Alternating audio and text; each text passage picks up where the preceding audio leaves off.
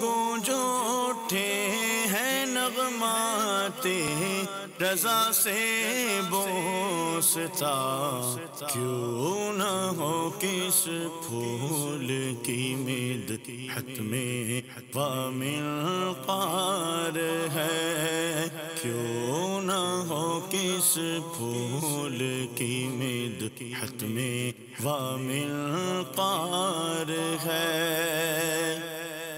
الحمدللہ رب العالمین والصلاة والسلام علی سید المرسلین، اما بعد فاعوذ باللہ من الشیطان الرجیم، بسم اللہ الرحمن الرحیم۔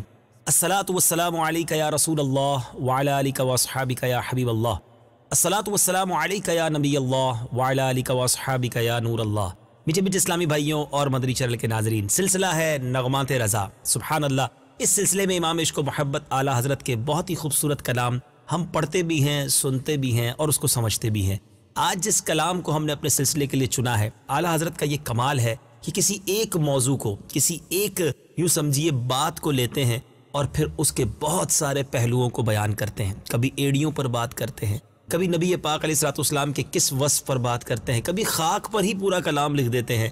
آج اعلیٰ حضرت کی جس کلام کو ہم نے یوں سمجھیے کہ موضوع سخن بنایا ہے، جس میں برکتیں لوٹنی ہیں، اس کلام کا جو سینٹرل آئیڈیا ہے وہ آسمان ہے، فلک ہے۔ جی ہاں، اس کلام کے ہر شعر کے آخر میں آپ لفظ فلک تو سنیں گے، لیکن آسمان کی بات کر کے محبوب کی بات کیسے کی ہے، انشاءاللہ یہ سمجھیں گے۔ اعلیٰ حضرت کی اس کلام کا جو پہلا شعر ہے، سبحان اللہ، تمہارے ذرے کے پرتو ستار ہائے فلک، تمہاری نال کی ناقص مثل ضیائے فلک۔ کچھ مشکل کلام ہے یہ، لیکن اس کو سمجھیں گے تو سمجھ آئے گا کہ اعلیٰ حضرت کو اللہ تبارک و تعالیٰ نے کیسی نبی پاک علیہ الصلوۃ والسلام سے محبت بھی عطا فرمائی اور الفاظ کا کیسا ذخیرہ عطا فرمایا۔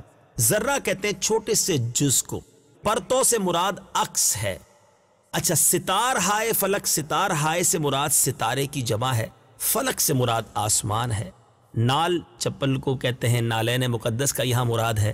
اچھا، پھر ناقص جو نامکمل ہوتی ہے اور کامل نہیں ہوتی، مثال سے مراد ہے، اور ضیائے فلک سے مراد آسمان کی روشنی ہے۔ اب اعلیٰ حضرت کا سرکار علیہ الصلوۃ والسلام کی شان بیان کرنے کا انداز دیکھیں۔ وہ لکھتے ہیں، یا رسول اللہ صلی اللہ تعالی علیہ وسلم، آسمان کے جو یہ چمکدار ستارے ہیں نا، یہ آپ کے روشن دان کے چھوٹے چھوٹے ذروں کا عکس جمیل ہیں، اور آسمان کی یہ وسیع و عریض جو روشنی ہے آقا، یہ آپ کی نالین مبارک کی ایک ناقص سی مثال ہے، نامکمل سی مثال ہے، کیونکہ ستاروں کی تو حیثیت ہی کیا ہے، سورج بھی صرف سراج ہے اور آپ تو سراجم منیر ہیں۔ آقا، آپ تو سارے جہان کو اور زمین و آسمان کو نور گویا آپ کی برکتوں سے مل رہا ہے۔ سبحان اللہ، گویا یہ سارے جو ستارے ہیں آقا، یہ آپ کے مبارک روشن دان کے ذروں کی مانند ہیں، اور آپ کی نالین مبارک جو ہے، اس کی ایک ناقص مثال جو ہے یہ آسمان کی روشنی ہے۔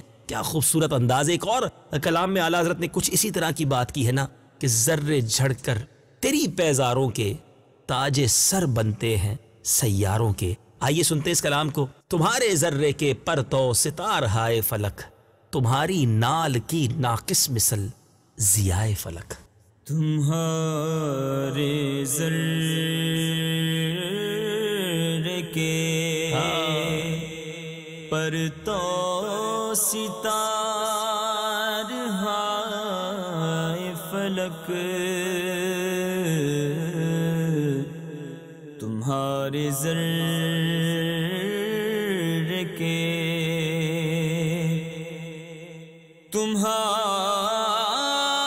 تمہارے ذرے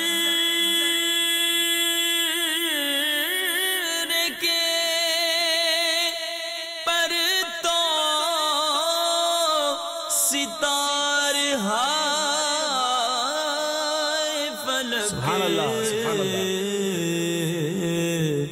تمہاری نال کی ناقص مثل ضیائے فلک، تمہاری نال کی ناقص مثل ضیائے فلک، تمہارے ذر کے اب بڑا خوبصورت تخیل والا شعر ہے. اگرچہ چھالے ستاروں سے پڑ گئے لاکھوں مگر تمہاری طلب میں تھکے نہ پائے فلک. اس سے مراد کیا ہے؟ پہلے ہم کچھ مشکل الفاظ کا معنی سمجھ لیتے ہیں. یہاں چھالے پڑ گئے یعنی آبلا پا ہو گئے. کوئی شخص بہت چلتا ہے تو اس کے پیروں میں چھالے پڑ جاتے ہیں. مثال کے طور پہ بھی یوز ہوتا ہے کہ کسی کی تلاش میں اتنا چلا اتنا ڈھونڈا کہ پیروں میں چھالے پڑ گئے. لیکن یہاں آسمان کے پیروں میں چھالے پڑ رہے ہیں. ذرا غور کیجئے گا, اس کی تخیل ذرا سوچئے, امیجینیشن کیا ہے اس شعر کی. اچھا آبلے چھالے پڑ گئے, ٹھیک ہے. اچھا آگے اعلیٰ حضرت لکھتے ہیں کہ طلب سے کیا مراد ہے؟ طلب سے مراد تلاش ہے. پائے, یہیں پائے سے مراد یہاں پاؤں ہے. تو اعلیٰ حضرت رحمۃ اللہ تعالی علیہ یہ لکھ رہے ہیں کہ آقا آپ کی تلاش میں آسمان نے کتنی گردش کی ہے مگر ہمت نہیں آ رہی. ڈھونڈتا رہا آپ کو, چلتا رہا. آپ کی تلاش میں پھر پھر کر اس کے پاؤں پر جو چھالے پڑے ہیں نا وہ ستارے ہیں. ستاروں کو گویا مثال دی ہے. یہ آسمان پر جو ستارے نظر آ رہے ہیں نا, آقا اس آسمان نے آپ کی تلاش میں بڑی کوشش کی ہے اور اس کی وجہ سے جو آسمان ہے اس کے پیروں میں جو چھالے پڑے ہیں وہ ستارے ہیں. یہ ستارے گویا آبلے اور چھالے ہیں آسمان کے لیے. یہ آسمان بھی آپ کا تمنائی ہے, آپ کے دیدار کا شیدائی ہے. ایک اور جگہ شاعر لکھتے ہیں نا, آسماں گر تیرے تلووں کا نظارہ کرتا روز ایک چاند تصدق میں اتارا کرتا. تو یہ آسمان کو بھی آپ کی تلاش ہے کہ آقا علیہ الصلوۃ والسلام آپ کا جلوہ ہی اتنا پیارا ہے. اتنا تلاش کیا آسمان نے, اتنی سیر کی, اتنا قدم بڑھائے کہ اس کے پیروں میں اس ستاروں کی صورت میں چھالے پڑ گئے ہیں. یہ بڑا تخیل اور شاعری کا ایک انداز ہے.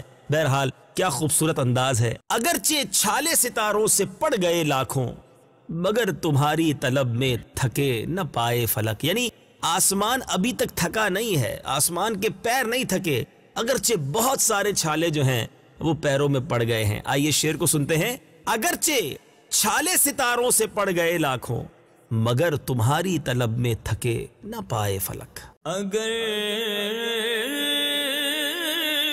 چھالے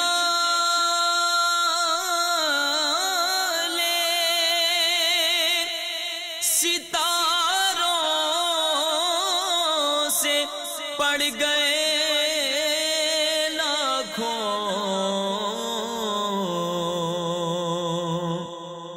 اگر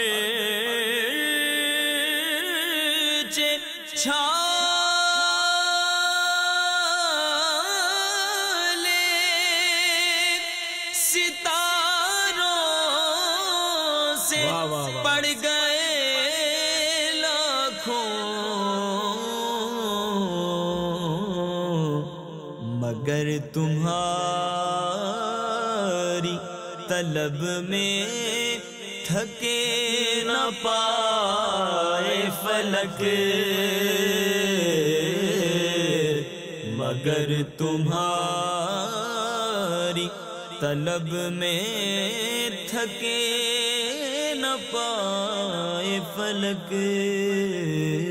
سبحان اللہ, تمہارے ذرے کے سبحان اللہ سبحان اللہ. اگلے شعر میں اعلیٰ حضرت نبی پاک علیہ الصلوۃ والسلام کی رفعت و بلندی کا تذکرہ کس پیارے انداز میں کر رہے ہیں. سرے فلک نہ کبھی تاب آستاں پہنچا, سرے فلک نہ کبھی تاب آستاں پہنچا کہ ابتدائے بلندی تھی انتہائے فلک. سبحان اللہ سبحان اللہ. ذرا اس شعر میں جو مشکل الفاظ ہے پہلے اس کا معنی سمجھ لیں. سر فلک سے مراد ہے آسمان کا سرا, سر آسمان, آسمان کی جو ٹاپ لیول ہے. کہتے ہیں با آستاں, آستانے تک. ابتدا یعنی آغاز کو کہتے ہیں, انتہا یعنی اختتام کو کہتے ہیں. اعلیٰ حضرت امام اہل سنت فرماتے ہیں کہ بھلا آسمان کا سر, یعنی ایک تو کسی بھی چیز کی بلندی اس کا سر ہوتا ہے نا, آسمان ویسے ہی بلند ہے, آسمان کا سر بھی جو ہے وہ آپ کے آستانے تک کیسے پہنچ سکتا ہے؟ کیونکہ جہاں آسمان کی بلندی کی انتہا ہو رہی ہے آقا وہاں سے آپ کے آستانے کی رفعت کا آغاز ہو رہا ہے. آقا وہاں سے آپ کے آستانے کی جو رفعت ہے اس کی سٹارٹ ہے. آسمان کا جو سر ہے وہاں کیسے پہنچ سکتا ہے؟ کیا خوبصورت انداز ہے. اے میرے میٹھے اسلامی بھائیوں, نبی پاک علیہ الصلوۃ والسلام کی اسی رفعت و بلندی کا انداز, تذکرے کا انداز اعلیٰ حضرت نے ایک اور کلام میں اپنایا. امام عشق و محبت اعلیٰ حضرت لکھتے ہیں نا, عرش حق ہے مسند رفعت رسول اللہ کی, دیکھنی ہے حشر میں عزت رسول اللہ کی. ذرا اس شعر کو سمجھیے، سبحان اللہ کیا خوبصورت بات ہے. سرے فلک نہ کبھی تابہ آستاں پہنچا کہ ابتدائے بلندی تھی انتہائے فلک. سرے فلک نہ کبھی تابہ آستاں پہنچا. سبحان اللہ. سرے فلک نہ کبھی تابہ آستاں پہنچا کہ ابتدا بلندی تھی انتہا فلک کہ ابتدا بلندی تھی انتہا فلک. تمہارے ذر کے سبحان اللہ سبحان اللہ. تمہاری یاد میں گزری تھی جاگتے شب بھر، چلی نسیم ہوئے بند دید ہائے فلک. آج تک کسی کی یاد میں کسی انسان کو تو رات بھر جاگتے آپ نے سنا ہوگا. اعلیٰ حضرت یہ کس کے بارے میں تذکرہ کر رہے ہیں کہ کس کی یاد میں کس کی رات جاگتے میں گزری. سبحان اللہ. جاگتے شب بھر، شب بھر سے مراد یہاں رات بھر ہے. نسیم کہتے صبح جو ٹھنڈی ہوا چلتی ہے، باد صبا چلتی ہے. اور دید ہائے سے مراد دیدہ کی جمع، آنکھ کو دیدہ کہتے ہیں، دیدہ کی جمع دید ہائے، دو آنکھیں.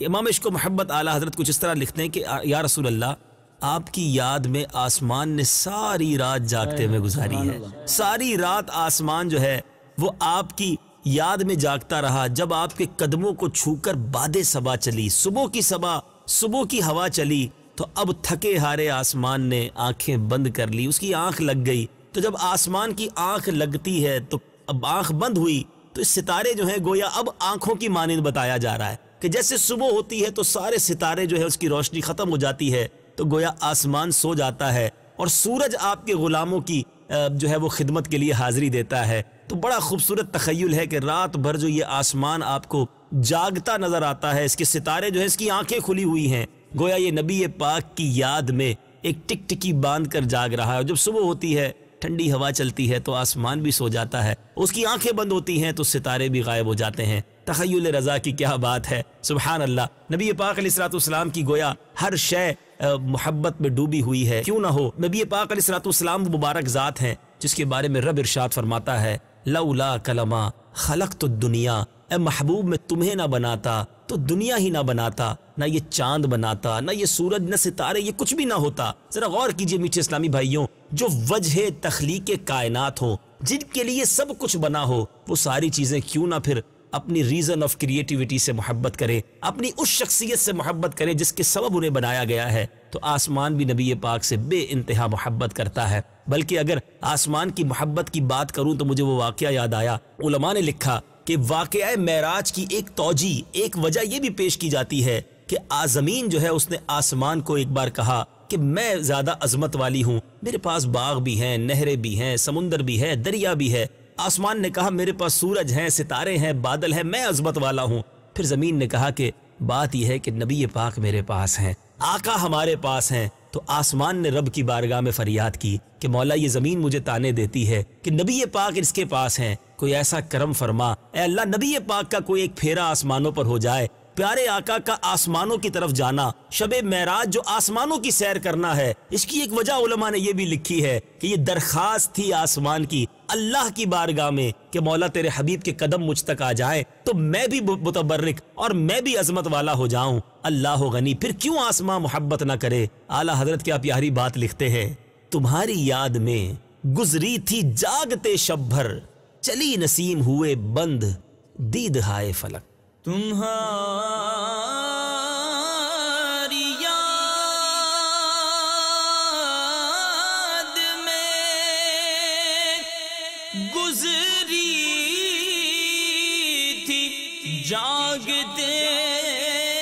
شب بھر واہ واہ واہ واہ سبحان اللہ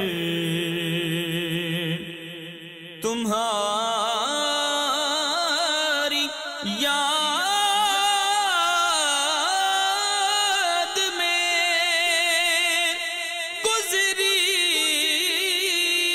تھی جاگتے شب بھر سبحان اللہ چلی نسیم ہوئے بند دید ہائے فلک سبحان اللہ چلی نسیم ہوئے بند دید ہائے فلک تمہارے زر کے سبحان اللہ سبحان اللہ اعلیٰ حضرت آسمان کی چال بے آواز چال. جی ہاں آسمان جس انداز سے اس کے جو افلاک کی گردش ہے سورج چاند ستارے آواز کیوں نہیں ہے؟ بہت ساری مشینری دنیا میں چلتی ہے اس کی آواز ہوتی ہے. کسی بھی ردم کی گاڑی چلے اس کی الگ آواز ہے, ٹرک چلے اس کی الگ آواز ہے, بڑی مشین ہو اس کی الگ آواز ہے. ستارے ہمیں گھومتے ہوئے نظر آتے ہیں, سورج کی ایک الگ چال ہے, چاند کی الگ چال ہے. کوئی وائس کوئی آواز کیوں نہیں ہے؟ یہ سکوت کیوں ہے؟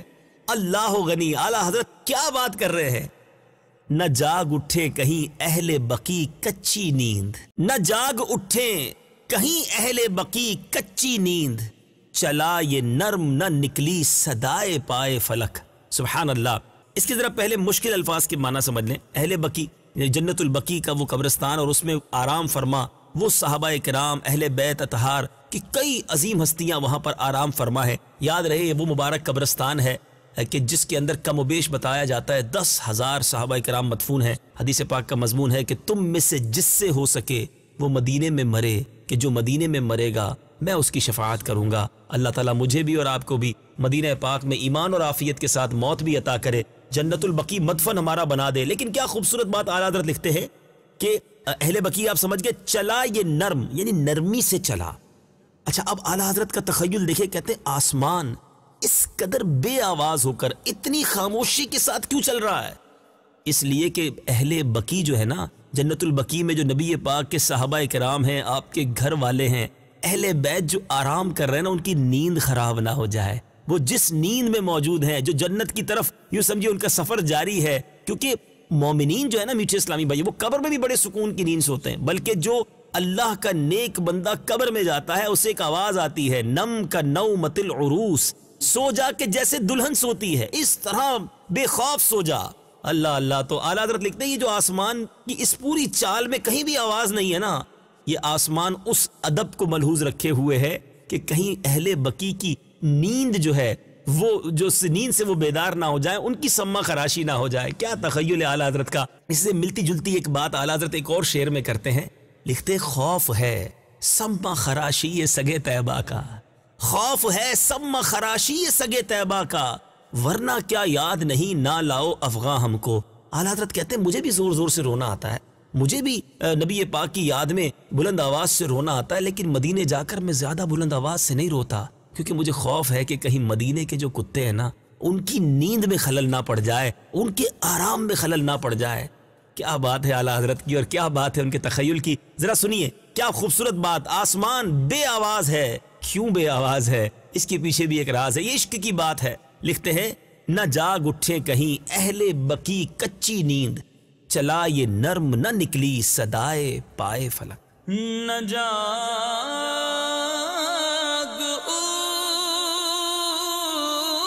اٹھے کہیں اہل بقی کچی نیند, چلا یہ نرم نہ نکلی صدائے پائے فلک, چلا یہ نرم نہ نکلی صدائے پائے فلک, تمہارے زر کے. سبحان اللہ. میٹھے اسلامی بھائیوں اگلا شعر ذرا سنیے گا. اعلیٰ حضرت لکھتے ہیں میرے غنی نے جواہر سے بھر دیا دامن، میرے غنی نے جواہر سے بھر دیا دامن، گیا جو کاسائے مہ لے کے شب گدائے فلک. مشکل الفاظ کے کچھ معنی سمجھ لیجئے. جواہر سے مراد قیمتی موتی، کاسا سے مراد کشکول یا بھیک لینے والا جو پیالہ ہوتا ہے، مہ سے مراد یہاں چاند ہے، اور گدائے فلک یعنی بھکاری آسمان. جی ہاں، آسمان بھی بھکاری ہوتا ہے. جی ہاں، وہ نبی پاک کے در کا منگتا ہے. اعلیٰ حضرت اس شعر میں کیا کہنا چاہ رہے ہیں کہ نبی پاک علیہ الصلوۃ والسلام کے در کا جب آسمانی بھکاری جب کاسائے گدائی لے کر نبی پاک کی چوکھٹ پر حاضر ہوا، اب وہ کون سا کاسا تھا؟ دیکھیں، دنیا میں کوئی شخص لے کر آتا ہے گدائی یعنی بھیک لینے، پہلے آتا تھا پیالہ ہوتا تھا جیسے کاسا کہتے، کشکول کہتے. آسمان نبی پاک کے پاس جب آپ کے در پر گدا بن کر آیا تو کون سا پیالہ لایا؟ کہا وہ کاسائے مہ لے کر آیا، یعنی چاند کا پیالہ لے کر آیا. چاند کو آپ نے دیکھا ہوگا، جب وہ پہلی رات کا چاند ہو نا تو وہ بالکل ایک پیالے کی مانند، ایک کشکول کی مانند ہوتا ہے. تو نبی پاک علیہ الصلوۃ والسلام کی بارگاہ میں جب چاند کا کاسا لے کر آسمان بھکاری بن کر آتا ہے تو نبی پاک اپنی سخاوت کے مطابق اس کا کشکول جو ہے وہ قیمتی موتیوں، اور وہ موتی کیا ہیں؟ وہ ستارے ہیں. نبی پاک کی برکت سے وہ ستارے پیارے آقا عطا فرماتے ہیں، کیونکہ حدیث پاک کے مطابق حضور کی آسمانوں پر بھی حکومت ہے، اس لیے کہ آپ کے دو وزیر آسمانوں پر بھی ہیں، حضرت جبرائیل اور حضرت میکائیل علیہ الصلوۃ والسلام. نبی پاک کی احادیث میں ہے کہ دو آسمانوں پر نبی پاک کے وزیر ہیں، دو زمین پر وزیر ہیں. تو جو آسمانوں پر وزیر ہیں وہ حضرت جبرائیل ہیں، حضرت میکائیل ہیں. تو پھر تو چاند کا بھی تو حق بنتا ہے کہ سوالی بن کر در رسول پر دستے طلب دراز کرے. اور جب چاند سے پوچھا کہ بڑے سخی کے دربار پہ گیا تھا تو کیا ملا، تو گویا چاند جھوم کر کہتا ہے ان کا کرم بس ان کا کرم ہے، ان کے کرم کی بات نہ پوچھو، اتنا دیا سرکار نے مجھ کو، اتنی میری اوقات نہیں. ذرا غور کیجئے میٹھے اسلامی بھائی، یہی انداز اعلیٰ حضرت ایک بار ایک اور قصیدہ نور میں، قصیدہ نور کے ایک شعر میں بڑی پیاری بات لکھتے ہیں کہ بھیک لے سرکار سے لا جلد کاسا نور کا، ماہ نو طیبہ میں بٹتا ہے مہینہ نور کا. یعنی وہاں بھی نبی پاک علیہ الصلوۃ والسلام کے دربار میں چاند کو اپنا کاسا لے کر آنے کی التجا کی. جب آسمان جو ہے بھکاری بن کر چاند کا کاسا لے کر آتا ہے تو نبی پاک جواہر سے گویا موتیوں سے چاند کا دامن بھر دیتے ہیں. کیا لکھا اعلیٰ حضرت نے؟ میرے غنی نے جواہر سے بھر دیا دامن، گیا جو کاسائے مہ لے کے شب گدائے فلک. میرے غنی نے جواہر سے بھر دیا دامن،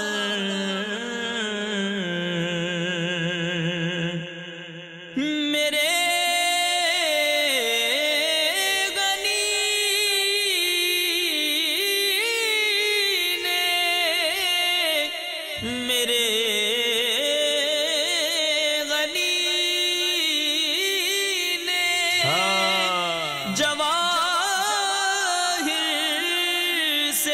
بھر دیا دامن،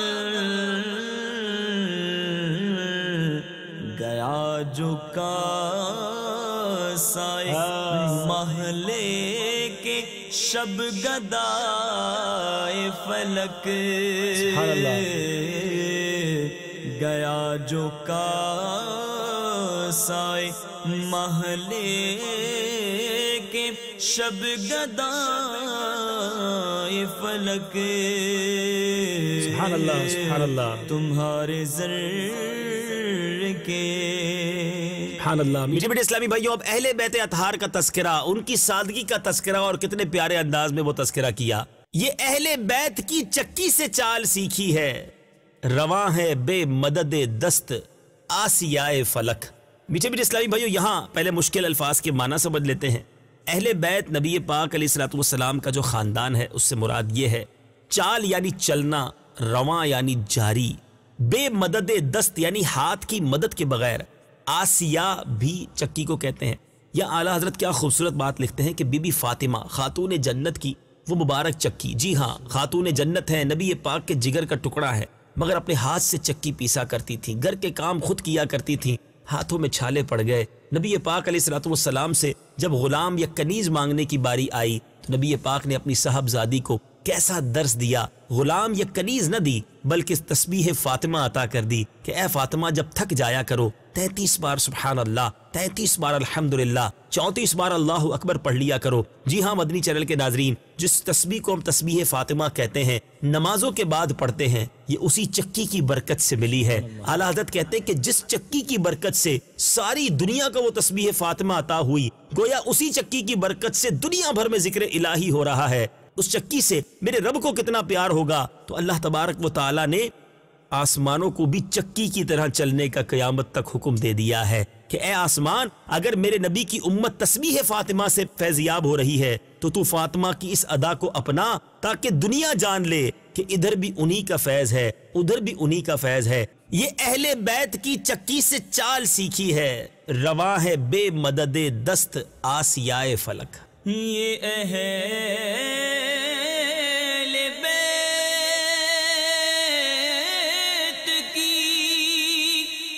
چکی سے چال سیکھی ہے، رواں ہے بے مدد دست آسیائے فلک، تمہارے ذرے کے۔ واہ واہ واہ۔ اعلیٰ حضرت کا مقطع عطر کلام ہوا کرتا ہے، آئیے وقت ہوا ہے عطر حاصل کرنے کا۔ اعلیٰ حضرت لکھتے ہیں رضا یہ نعت نبی نے بلندیاں بخشی، رضا یہ نعت نبی نے بلندیاں بخشی، لقب زمین فلک کا ہوا سمائے فلک۔ سبحان اللہ۔ یہاں اعلیٰ حضرت کیا کہنا چاہتے ہیں؟ زمین فلک سے مراد یہاں زمین فلک، فلک کی زمین کون سی ہوتی ہے؟ بڑی اہم بات ہے، فلک تو کہتے ہیں آسمان کو ہے، تو زمین فلک سے مراد یہ ہے فلک کی زمین، یعنی نعت جس کا آخری لفظ فلک ہے۔ یعنی یہ شاعری کی دنیا کا ایک انداز ہوتا ہے کہ کس زمین پر نعت لکھی ہے، تو فلک کی زمین پر نعت لکھی، کیونکہ ہر شعر کے آخر میں لفظ فلک آ رہا ہے۔ تو اعلیٰ حضرت کہتے ہیں یہ نبی پاک کی نعت کی برکت ہے، نبی پاک کے ذکر کی برکت ہے کہ میں نے تو زمین فلک پر نعت لکھی تھی، فلک لفظ کو استعمال کیا تھا، مگر میری اس نعت کو اللہ تبارک و تعالیٰ نے ایسی مقبولیت بخشی کہ سما کہتے بلندی کو، یہ نعت مشہوری ہو گئی۔ کون سی نعت؟ بلندی والی نعت، فلک والی نعت۔ سبحان اللہ۔ اعلیٰ حضرت یہاں بھی گویا اپنی نعت کی بات تو کر رہے ہیں مگر برکت بتا رہے ہیں میرے آقا کے ذکر کی، کہ ذکر نبی کا یہ فائدہ ہے کہ میرے نعت تو زمین فلک پر لکھی مگر وہ بن گئی سمائے فلک۔ ایک اور جگہ اپنے مرشدی کی طرف اشارہ کر کے کہتے ہیں نا، اے رضا یہ احمد نوری کا فیض نور ہے، ہو گئی میری غزل بڑھ کر قصیدہ نور کا۔ تو بزرگوں کا فیضان جب ملتا ہے تو وہ بات ہی نرالی ہو جاتی ہے۔ کیا لکھتے ہیں؟ رضا یہ نعت نبی نے بلندیاں بخشیں، لقب زمین فلک کا ہوا سمائے فلک۔ رضا یہ نعت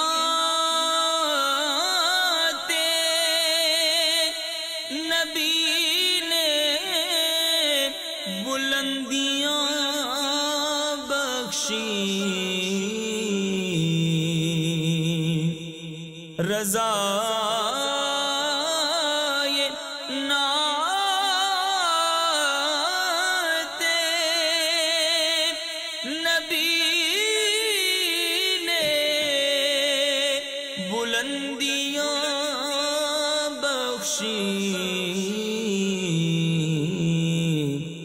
لقب زمین فلک کا ہوا سمائے فلک، لقب زمین فلک کا ہوا سمائے فلک،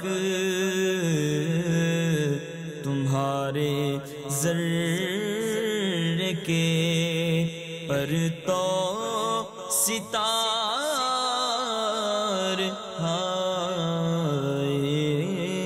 فلک۔ میٹھے میٹھے اسلامی بھائیوں اور مدنی چینل کے ناظرین، آپ نے دیکھا آج کا سلسلہ کلام کچھ مشکل مگر بڑا ہی نرالا۔ زمین فلک پر لکھا اعلیٰ حضرت نے کلام اور اللہ تبارک و تعالیٰ نے اسے آسمانوں جیسی بلندیاں عطا فرمائی۔ رب کریم تربت اعلیٰ حضرت پر اپنی کروڑوں انوار و تجلیات کی بارش برسائے۔ اگلے سلسلے میں ایک اور کلام رضا ہوگا، اس کے کچھ معنی سمجھنے کی کوشش کریں گے۔ رب کریم ہم سب کو اعلیٰ حضرت کے عشق کا، اعلیٰ حضرت کے عشق رسول کا صدقہ نصیب فرمائے۔ صلو علی الحبیب صلی اللہ تعالی علی محمد صلی اللہ علیہ وسلم۔ گونج گونج اٹھے ہیں نغمات رضا سے بوستا، کیوں نہ ہو کس پھول کی مدحت میں وامل قار ہے، کیوں نہ ہو کس پھول کی مدحت میں وامل قار ہے۔